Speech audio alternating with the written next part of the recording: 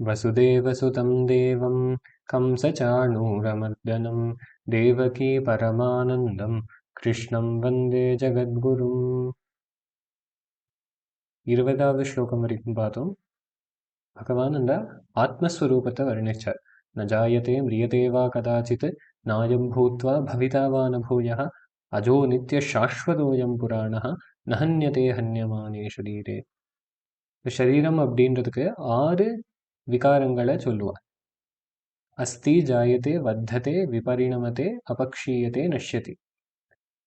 கர்ப்பபாத்திரத்தில் இருக்கு, பிறக்கிறது, வளர்றது, மாறுறது, தேஞ்சு போகிறது, அப்புறம் அழிஞ்சு போகிறது. இப்படி இந்த 6 வித விகாரங்களும் எல்லா சரீரத்துக்கும் உண்டு. மனுஷ சரீரம் மாத்திரம்னு இல்லை, ஷரீரம் அப்படின்னு எடுத்துட்டாலே இதெல்லாம் இருக்கும். ஷரீரம்ன்ற பதமே ஷீரியதே இது ஷரீரம், தேஞ்சு போகிறதுனால அதுக்கு ஷரீரம்னு பேர். இன்னொரு பக்கம் ஆத்மஸ்வரூபத்தை சொல்லும்போது அதுக்கு பிறப்பு கிடையாது, இறப்பு கிடையாது, அது வளர்றது கிடையாது, மாற்றம் அப்படின்றது கிடையாது, அது எப்போதுமே சாஸ்வதமாக இருக்குன்னு சொல்லும். இதுலேருந்து என்ன தெரியறது? ஆத்மாவும் சரீரமும் வேறை அப்படின்னு தெரியறது. இந்த விவேகம் வரத்துக்காக தான் இந்த ஸ்லோகம் பகவான் நம்மளுக்கு உபதேசம் பண்ணியிருக்கார்.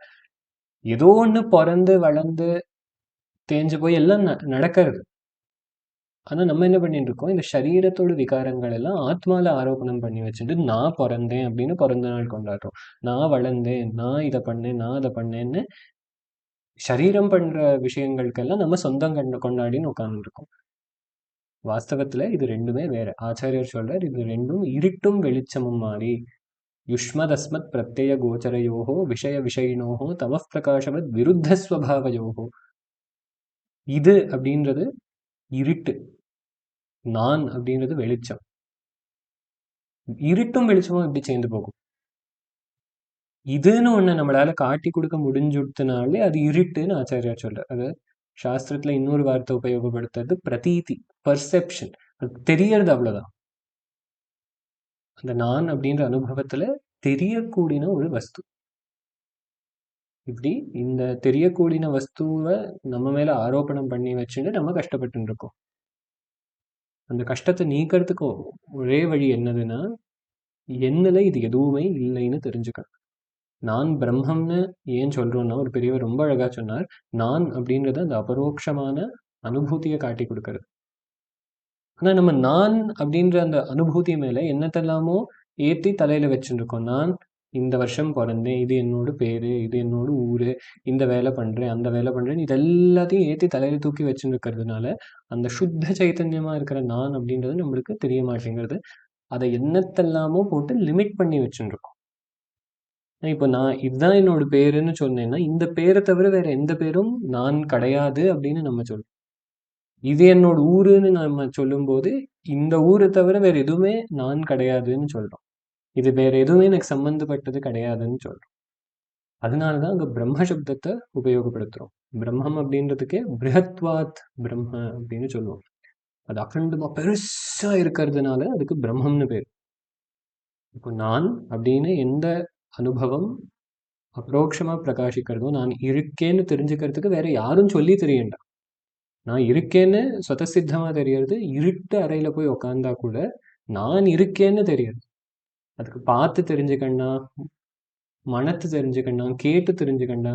யாருக்கும் இது வரைக்கும் நான் இருக்கேனான்ற சந்தேகம் வந்ததே கிடையாது. நான் எங்க இருக்கேன், எப்படி இருக்கேன், கோமாலேருந்து எழுந்திருக்கும் போதோ இல்லை மயக்கம் போட்டு விழுந்து எழுந்திருக்கும் போது இந்த மாதிரி சந்தேகம் வரலாமே தவிர, நான் இருக்கேனான்னு யாருமே கேட்டது கிடையாது. நான் இருக்கேன் அப்படின்ற அனுபவம் பிரகாசமயமா இருக்கு. ஆனா இந்த சரீரம் கூட நம்மளால தொட்டு காட்டி கொடுக்க முடியாது. இது என்னோட கை, இது என்னோட கால், இது என்னோட தலைன்னு தொட்டு காட்டி கொடுக்க முடியறதுனாலே அது இருட்டாயிடும். இதுன்னு கையை காட்டி தொட்டு காட்டி கொடுக்க முடியறதுனாலேயே அது மித்யை அப்படின்ற கேட்டகரிக்குள்ள வந்துடும். இப்போ இந்த சரீரம், இந்த உலகம் எல்லாமே எதுலையோ ஒரு சைதன்யத்துல தெரியறது. இந்த சரீரம், உலகம் எல்லாமே ஒட்டுக்க இந்த சைதன்யத்துல மறையிறது. அதனால இந்த சரீரம், உலகம் இதெல்லாம் ஒரே கேட்டகரி தான். இந்த உலகம் மித்யைன்னு சொல்லும்போது இந்த சரீரத்தை நம்ம யோசிக்கவே மாட்டோம். ஜெகன் மித்யா, ஜெகன் மித்யான்னு சொல்லுவோமே தவிர, வெளி உலகத்தை பொய்ன்னு சொல்லணும்னா நமக்குள்ள இருக்கிற இந்த உலகத்தையும் பொய்ன்னு ஒத்துக்கணும். நம்மளோட சரீரம், மனசு, புத்தி, அகங்காரம், இந்த உலகமும் போயிடும். வெளியில இருக்கிற உலகம் மாத்திரம் கிடையாது, உள்ள இருக்கிற உலகமும் போய் வெளியில இருக்கிற உலகமும் போய். ஏன்னா அந்த சைதன்யத்துல எந்த விகாரமும் கிடையாது. இதுதான் பகவான் காட்டி கொடுக்கிறார். எந்த விக்ரயம் இல்லாத அந்த ஆத்ம தத்துவம், ஆத்மஸ்வரூபம், சாந்தியே அதோட ஸ்வரூபமா இருக்கு. இதெல்லாம் நம்ம ஏன் தெரிஞ்சுக்கணும்னு கேட்டா, இதை தெரிஞ்சுக்கணும்னு தான் நம்ம அலைஞ்சுன்னு இருக்கோம். இங்கெல்லாமோ உலகத்துல போய் நம்ம என்னத்தை தேடின்னு இருக்கோம்னா, இந்த சாஸ்வதமான நிம்மதியை தான் தேடின்னு இருக்கோம். வேற எதுவும் வேண்டாம் நம்மளுக்கு. வாஸ்தவத்துல சொல்ல போனா நம்ம ஆசையெல்லாம் கூடவே இந்த நிம்மதியை எப்படி தேடுறதுன்னு தெரியாம ஏதோ ஒரு தப்பு பண்ணிட்டு இருக்கோமே தவிர, இந்த நிம்மதியோட ஒரு டேஸ்ட் கிடைச்சுட்டா கூட, பிரம்மானந்தன்னு சொல்லலை, இந்த நிம்மதியோட ஒரு டேஸ்ட் கிடைச்சுட்டா கூட நம்ம வேற எந்த ஆசை பின்னாலையும் ஓடவும். ஏன்னா இது கிடைக்கும் போதுதான் தெரியறது, ஓ இதைதான் நான் இவ்வளவு நாளா தேடிட்டு இருந்தேன். நிறைய வாட்டி ஆகும் இது. ஏதோ ஒரு ரொம்ப வருஷமா என்னத்தையோ சாப்பிட்டுட்டு இருப்போம், திடீர்னு ஒன்னா யாரோ ஏதோ சாப்பிட்டு கொடுக்கும்போது, ஆஹா இவ்வளோ வருஷம் இதை சாப்பிடாம வேற என்னத்தெல்லாமோ சாப்பிட்டு இருந்தேன், இது இவ்வளோ சிம்பிளா அவைலபிளா இருக்கிறது விஷயத்த விட்டுட்டு என்ன இங்கெல்லாமோ போய் அலைஞ்சுன்னு இருக்கேனேன்னு தோணும். அதே மாதிரி இந்த ஆத்ம லாபம் நமக்குள்ளேயே இருக்கிற அந்த ஆனந்த கடல்ல முங்கி ஏந்துக்கும் போது வெளி விஷயங்கள்ல இருக்கிற ஆசக்தி முழுசா போயிடுது. ஏன்னா ஆத்மா ஆனந்த ஸ்வரூபமாவே இருக்கு. இத ஈஷாவாஸ்ய உபனிஷத்துல பாஷ்யத்துல ஆச்சாரியார் சொல்றார், நஹ்யேவம் லக்ஷணம் ஆத்மனோ யாதாத்மியம் உத்பாத்தியம் விகாரியம் ஆப்யம் சம்ஸ்காரியம் வா கர்த்திருபோக்திரு ரூபம் வா ஏன கர்மசேஷதா சியாத். இப்படி இருக்கிற இந்த ஆத்ம தத்துவத்தை அடையணும்னா என்ன பண்ணணும்னு ஒரு கேள்வி வரும். ஏன்னா நம்ம உலகத்துல எதையாவது ஒன்று அடையணும்னா என்னென்ன வழி, அதெல்லாம் லிஸ்ட் போட்டுன்னு வர்றார் ஆச்சாரியர். உத்பாத்தியம், அதை புதுசா உருவாக்கணும். ஒரு விஷயம் நம்மள்ட்ட இல்லை, இப்போ நம்ம ஆத்துல சாம்பார் இல்லைன்னா சாம்பாரை பண்ணணும், அதுக்கு வேண்ட பொருளெல்லாம் கொண்டு வந்து அதை சமைச்சு சாம்பாரை புதுசா உருவாக்குறோம். இல்லாட்டி விகாரியம், இருக்கிற வஸ்துவையே மாத்தி பண்ணலாம். இப்போ நவராத்திரி வந்திருக்கு, நம்ம ஆத்துல கொலுப்படி இல்லைன்னா என்ன பண்றோம், இருக்கிற சேர், டேபிள், ஸ்டூலு, அப்புறம் டப்பாவெல்லாம் என்னத்தெல்லாமோ போட்டு ஒரு மாதிரி அரேஞ்ச் பண்ணி அது மேல ஒரு துணியை விரிச்சு இருந்த சேர், டேபிள், ஸ்டூல் எல்லாத்தையும் கொலுப்படியா மாத்திடுறோம். என்ன ஆச்சு இங்க, விகாரியம். இருந்த வஸ்துவையே நம்மளுக்கு வேண்ட வஸ்துவா மாத்திட்டோம், மாடிஃபை பண்ணிட்டோம். ஆப்பியம், போய் அடையிறது. சரி, என்னால இதை உருவாக்கவும் முடியாது, என்கிட்ட இருக்கிற வஸ்துவை வச்சு இதை நான் ஏதோ ஒரு மாடிஃபிகேஷன் பண்ணி அட்ஜஸ்டும் பண்ண முடியாதுன்னா கடையில போய் வாங்கணும், வேற எங்கேருந்தோ போய் அதை அடையணும். இல்லை சம்ஸ்காரியம், இப்போ நம்மள்ட்ட வெண்ணெய் இருக்கு, அந்த வெண்ணெயிலேருந்து நெய் வரணும்னா வெறும் வெண்ணெயை வச்சுட்டு இருந்தா அது நெய் ஆகாது, அதை காய்ச்சினா தான் நெய் கிடைக்கும். இப்போ இருக்கிற வஸ்துவையே ஒரு பியூரிஃபை பண்ணியோ இல்லை ரிஃபைன் பண்ணியோ நம்மளுக்கு வேண்ட வஸ்துவை நம்ம எடுத்துக்கலாம். ஆனா இந்த ஆத்மா தத்துவம் அப்படின்றது இந்த எந்த கேட்டகரியிலையும் வராது. அது ஏற்கனவே இருக்கு, அதனால அதை புதுசா உருவாக்க முடியாது. அது ஒரு விகாரமும் இல்லாம இருக்கு, அதனால நம்மகிட்ட இருக்கிற ஒண்ணே ஏதோ மாடிஃபை பண்ணுறதுக்கும் இல்லை, ரிஃபைன் பண்ணுறதுக்கும் இல்லை. ஏன்னா அது நித்திய சுத்தமா இருக்கு. அதனால இங்க பண்ணறதுக்கு ஒண்ணுமே கிடையாது. ரமண பகவானோட சரித்திரத்தையும் பார்க்கும்போது உங்க மதுரையில நடந்தது இதுதான். இந்த வெங்கட்ராமன் அப்படின்ற பையன் திடீர்னு நான் சாக போறேன், எனக்கு மிருத்யு வந்தாச்சு அப்படின்னு ரொம்ப ஸ்ட்ராங்கான ஒரு ஃபீல், அவ்வளோ பலமான ஒரு ஃபீல். இவங்க வந்த பயம் அப்படின்றது இந்த ஜென்மத்தோடு இல்லை, அநேக ஜென்ம சம்ஸ்காரம். மிருத்யோர் மிருத்யு உப்பைதி சகான்னு கட்டோபனிஷத் சொல்லுறது. இப்படி இந்த சத்தியத்தை உணராத ஜீவன் ஒரு மிருத்யுலேருந்து இன்னொரு மிருத்யுக்கு பாஞ்சு பாஞ்சு போயிட்டே இருக்கான். அப்போ இப்படி இருக்கிற இந்த ஜீவனுக்கு அந்த மிருத்யோட மெமரி இருக்கு. இவ்வளோ ஜென்மங்களா நம்ம எவ்வளோ வாட்டி செத்து இருக்கோமோ அந்த செத்ததோட எல்லாத்தோடும் மெமரி இருக்கும். இன்னும் பக்தி ஸ்தோத்திரங்கள் எல்லாம் பார்த்தோம்னா அந்த கடைசி காலத்தை ரொம்ப கோரமா வர்ணிப்பார். ஆச்சாரியர் சிவபுஜங்கத்துல சொல்ற, நான் படுத்துன்னு இருக்கும்போது காது சரியா கேட்க மாட்டேங்கிறது, கண்ணு சரியா தெரிய மாட்டேங்கிறது, என்னை சுத்தி இருந்துட்டு என்னோட சொந்த பந்தங்கள் எல்லாம் அழுதுன்னு இருக்கா. சில பேர் சொல்ற அவ்வளவுதான் ஆச்சு, முடிஞ்சாச்சு, மூச்சு மாத்திரம்தான் ஓடின்னு இருக்கு. நம்ம இப்படியெல்லாம் நின்று பேசிட்டு இருக்கிறது சிலப்போ படுக்கையில படுத்துட்டு இருக்கிறவளுக்கு தெரியும், ஆனா அவளுக்கு அதுக்கு ரியாக்ட் பண்ண முடியாது. மனசு எப்படியெல்லாமோ என்னெல்லாமோ இமேஜினேஷன்ஸ் வருது. எது நிஜம், எது பொய்ன்னு தெரிய மாட்டேங்கிறது. எது கனவு, எது நிஜம்னு தெரிய மாட்டேங்கிறது. சில பேர் அழுதுன்னு இருக்கா, சில பேர் இவ போனா போறன்னு பார்த்துன்னு இருக்கா, சில பேர் இன்னும் முடிஞ்சாச்சு, ஆச்சு ஆச்சுன்னு அவா பாட்டுக்கு ஏதோ பேசின்னு இருக்கா. இந்த மாதிரி இருக்கிற சந்தர்ப்பம் அந்த ஜீவன் ரொம்ப கஷ்டப்படுறது.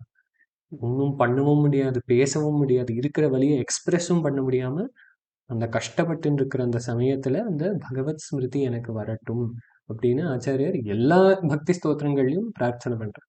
அதனால இந்த மிருத்யு ஒரு சமயம் அப்படின்றது ரொம்ப பயங்கரமா இருக்கும். இன்னொரு இடத்துல சொல்றார், அதிபீஷண கட்டுபாஷண யமகிங்கர பட்டலி. அந்த யமனோட தூதர்கள் வரும்போதே அப்படி நடுங்கறதான்.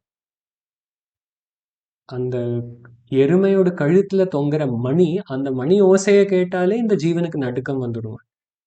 அதுவும் அந்த யமதூதர்கள் எல்லாம் எப்படி இருக்கா, பயங்கரமா இருக்கா பாக்குறதுக்கு. அவ பேசினா அதை பேசுறதுக்கு கேட்க முடியாது, அவ்வளோ கடுமையா இருக்கும் அவளோட வார்த்தைகள் எல்லாம். இப்படி எவ்வளவோ ஜென்மங்கள் இந்த அனுபவம் நம்ம எல்லாருக்கும் ஆயிருக்கு. அதனால இப்போ நம்மளுக்கு மிருத்யு கிட்ட இருக்கிற பயம் என்னன்னா, புதுசா ஒரு பயம் கிடையாது. இவ்வளோ ஜென்மங்களா அந்த மிருத்யுவை பார்த்ததோடு பயம். எப்படி ஒரு தீ சுட்டவாளுக்கு தீ கிட்ட போனா ஒரு பயம் இருக்குமோ, அப்படி சின்ன வயசுல தண்ணியில ஆல்மோஸ்ட் முழுகினவாளுக்கு அந்த மெமரி இருந்தவாளுக்கு இன்னைக்கும் அவளால ஒரு ஸ்விம்மிங் பூல்குள்ள இறங்க முடியாது. ஏன்னா அந்த பயம் அவ்வளோ பிரபலமா இருக்கும். அந்த மாதிரி நிறைய ஜென்மங்கள் இந்த மிருத்யுலேருந்து மிருத்யு போன ஜீவனுக்கு அதோட மெமரி அப்படியே இருக்கும். அதனால அந்த மிருத்யுவை பார்த்தாலே பயப்பட ஆரம்பிக்கும். நம்ம என்ன பண்ணுவோம், அந்த மிருத்யுவை பார்த்த உடனே பயந்து ஓட ஆரம்பிச்சோம். அந்த மிருத்யுவோட தாட் வராம இருக்கிறதுக்கு எப்படி நம்மளை டிஸ்ட்ராக்ட் பண்ணிக்கலான்னு தான் பார்ப்போம். பராஞ்சிகாணி வியத்ரிணத் ஸ்வயம்பூஹு தஸ்மாத் பராங் பஷ்யதி நாந்தராத்மன். கட்டோபனிஷத் சொல்லுறது, இந்த ஸ்வயம்பு பிரம்மா என்ன பண்ணாரா, நம்மளோட புலன்களை வெளிநோக்கி வச்சுட்டாலாம், பகிர்முகமா வச்சுட்டார். அதனால வெளியிலேயே தேடின்னு இருக்கும். இந்த மிருத்யுன்னு எடுத்துட்டா கூட இது சாதாரணமா விஷயங்களை நோக்கி ஓடுறது அப்படின்ற அர்த்தத்துல தான் இந்த உபனிஷத் மந்திரத்தை சொல்லுவோம். ஆனா இப்படி கூட பார்க்கலாம் இந்த மந்திரத்தை. மிருத்யு அப்படின்ற சந்தர்ப்பத்துல கூட இந்த மிருத்யுக்கு வெளியில என்ன பரிகாரம்னு தான் நம்ம யோசிச்சுட்டு இருக்கோம். இந்த வெளியில எதையாவது பண்ணி இந்த மிருத்யுக்கு நம்ம ஒரு பரிகாரத்தை தேட முடியுமா அப்படின்றது தான் நம்ம பண்ணிட்டு இருக்கோமே தவிர இது உள்ள பார்க்க மாட்டேங்கிறோம். கஷ்டித் தீரா பிரத்யேகாத்மானம் ஐக்ஷது. சில தீரர்கள், சில தைரியசாலிகள் என்ன பண்றா, வெளியில பார்க்கறத விட்டுட்டு உள்ள பார்க்கறாங்க. ஆவிருத்த சக்ஷு அமிர்தத்துவம் இச்சன். இந்த பார்வை அப்படியே உள்ள திருப்பி அந்த அமிர்தத்துவத்தை தேடுறாள். அதே மாதிரி இங்க ரமண பகவான் என்ன பண்ணிட்டு, மிருத்யு வரப்போறதுன்ற ஒரு ஃபீலிங் வந்த உடனே சின்ன பையன்னா யாரையாவது பெரியவாளை கூப்பிட்டு கேட்டிருக்கலாம், இல்ல வெளியில போய் ஆத்துக்கு வெளியில போய் நிக்கிறவா யாரையாவது கேட்டிருக்கலாம். இப்படி யாரையும் கேட்கல. ஏன்னா வெளியில இதுக்கு ஒரு சொல்யூஷன் கிடையாதுன்னு பகவானுக்கு இன்ஸ்டிங்டிவா தெரியும். இதை வெளியில தேடி நம்மளால கண்டுபிடிக்க முடியாதுன்னு பகவானுக்கு தெரிஞ்சிருந்தது. அதனால என்ன பண்ணிட்டு, சரி இந்த சரீரம் இப்போ செத்து போக போகிறது அப்படின்னு ஒரு பணம் மாதிரி படுத்துண்டு உடம்பெல்லாம் கட்டை மாதிரி அப்படியே வச்சுண்டு வாயை கூட மூடிண்டு மூச்சை பிடிச்சுண்டு, இப்போ இந்த சரீரம் செத்து போயாச்சு, இந்த சரீரத்தை கொண்டு போய் எரிச்சுடுவா, இந்த சரீரம் எரியறதுனால நான் எரிஞ்சு போயிடுவேனா, நான் அப்படின்ற அனுபவமும் செத்து போயிடுவோம்னா இல்லை அப்படின்ற அறிவு உள்ளிருந்தே பிரகாசிச்சது. இந்த சரீரம் எரிஞ்சு போனாலும், இந்த மனசு இல்லாம ஆனாலும், நான் உள்ள எந்த ஒரு சைத்தன்யம் பிரகாசிக்கிறதோ, இருக்கேன் அப்படின்ற அனுபவமா எந்த ஒரு சைத்தன்யம் பிரகாசிக்கிறதோ அதுக்கு அழிவே கிடையாது அப்படின்னு அந்த க்ஷணமே தெரிஞ்சுண்டு வெங்கடராமன் அப்படின்ற பையன் ரமண மகர்ஷி ஆயிடுச்சு. அவ்வளோதான். வேத அவிநாசினம் இந்த ஆத்ம தத்துவத்துக்கு, இந்த சைதன்யத்துக்கு, நான் இருக்கேன் அப்படின்ற அனுபவத்துக்கு ஒரு நாசமும் கிடையாது. இதை தெரிஞ்சுக்கோ. இதை தெரிஞ்சின்றவன் கம்காத்தயதி ஹந்திகம். இவன் யார கொல்ல முடியும், இல்ல வேற யாரையோ கொல்லு அப்படின்னு இவன் யார போய் சொல்ல போறான்? இவனால கொல்லவும் முடியாது, யாரையோ கொல்லுன்னு இவனால இன்ஸ்டிகேட்டும் பண்ண முடியாது. ஏன்னா இந்த ஆத்ம தத்துவத்தை தெரிஞ்சுண்டவனுக்கு மிருத்யுன்னு ஒண்ணு இல்லவே இல்லைன்னு தெரிஞ்சுடாது. மிருத்யுன்றது ஒரு பொய். யாரோ ரமண மகர்ஷிட்ட வந்துட்டு புனர்ஜென்மம் அப்படின்னு ஒண்ணு இருக்கான்னு கேட்டார். மறுபிறவி அப்படின்றது நிஜமான்னு கேட்டா. இப்போ பகவான் சொல்லிட்டு, நீ இப்போ பிறந்திருக்கியா அப்படின்றத பாரு. மிருத்யுவ வேதாந்தம் ஒத்துக்கவே இல்லை. ஏன்னா பிறப்ப ஒத்துண்டாதான் இறப்ப ஒத்துக்க முடியும். பிறந்ததையே ஒத்துக்கல, சிருஷ்டியவே ஒத்துக்கல. இங்கே கயர்ல பாம்பு தெரிஞ்சதுன்னா மந்த வெளிச்சத்துல அந்த பாம்பு எவ்வளோ நாள் ஆச்சு, அந்த அம்மா பாம்பு முட்டை போட்டு அந்த பாம்பு வளர்ந்து இப்போ இந்த 2 அடியோ 3 அடியோ ஆகிறதுக்கு எவ்வளோ நாள் ஆச்சுன்னு கேட்டா அங்க பாம்பே கிடையாது. கயர் தான் பாம்பா தெரியுது, அங்க நிஜத்துல பாம்பு கிடையாது. நிஜமா பாம்பு இருந்ததுன்னா அது முட்டை போட்டு முட்டையை உடைச்சுண்டு வந்து இவ்வளோ பெருசாச்சுன்னு எல்லாம் நம்ம கதை சொல்லலாம். ஆனா அந்த பாம்புன்றதே அஜ்ஞானன்றப்போ அது எங்கேருந்து வந்தது, எப்போ வந்தது, எப்போ இந்த பாம்பு பிறந்தது, எவ்வளோ வருஷம் ஆயாச்சு, அதோட ஏஜ் எல்லாம் கேட்டால் எப்படி சொல்ல முடியும்? இந்த மாதிரி இந்த உலகம் இல்லாட்டி இந்த சரீரம் அப்படின்றது வெறும் அஜ்ஞானத்தினால தெரியறதே தவிர அதுக்கு ஒரு இருப்புன்றது கிடையாது. தெரியறது அவ்வளவுதான். தெரியறதுன்றதுக்காக இருக்குன்னு ஒத்துக்க முடியாது. மறுபூமியில காணல் நீர் தெரியறது, அதனால அங்க தண்ணி இருக்குன்னு ஒத்துக்க முடியாது. ஆனா இது வாஸ்தவத்துல இல்லவே இல்லை. அதனால ஒரு நாள் அது மறைஞ்சு போனாலும் அதனால ஆச்சரியப்படுறதுக்கு ஒன்றும் இல்லை. இன்னொரு பக்கம் அந்த ஆத்ம தத்துவம்ன்றது எப்போதும் இருக்கு. அதனால என்ன ஆனாலும் அது நித்தியம், அது எப்போதுமே இருக்கதான் போகுது. இந்த சிருஷ்டி ஆரம்பிக்கிறதுக்கு முன்னாடியும் இல்லாட்டி இந்த பிறப்புக்கு முன்னாடியும் நான் அப்படின்ற அனுபவம் தான் இருந்தது. இந்த இந்த சரீரம் இறந்து போன அப்புறமும் இந்த நான்ற அனுபவம் தான் இருக்கும். இப்போ இந்த சரீரம் தெரியும் போது கூட அந்த நான்ற அனுபவம் தான் இருக்கு. இதை விசாரம் பண்ணி தெரிஞ்சுக்கிறதுனால நம்ம வாழ்க்கையில நிம்மதியை அடையலாம். தொடர்ந்து பார்க்கலாம். சிவ சிவா.